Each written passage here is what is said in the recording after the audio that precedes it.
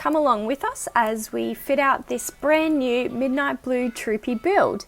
We'll take a quick look at the inside first before the fit out went in, but my favourite part is going to be the fold up carpeted ply top for when the rear seats are folded down, and of course the drawer fridge, which will be mounted next to our custom Bushmaster drawer. We'll have a quick look here at the fridge and drawer waiting to be installed, and then we'll take a quick glimpse of the entire fit out in the Troopy before Dan gives us a short run through of the Evakool drawer fridge next to our Bushmaster sliding top cargo drawer that has the recessed tie down points on top.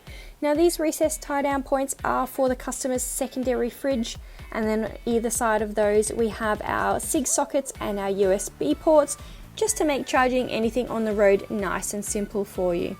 The Evakool fridge has a neat 40 litres of storage, and the Bushmaster drawer is mounted on our heavy duty drawer sides and has our locking lever bars to make opening and closing it single-handed nice and easy for you.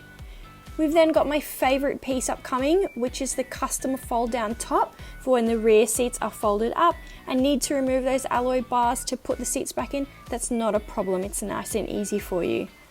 Now to the heart of the build, an Enerdrive 200 amp lithium battery and DC to DC battery charger will run this Troopy through all of your camping trips. And then certainly last but definitely not least is the amount of extra storage this Troopy has. We've maximised as much space as possible, so you can either lift up either of the two hatches and you can store anything from your spare parts, recovery gear, compressors, or whatever you can fit in there.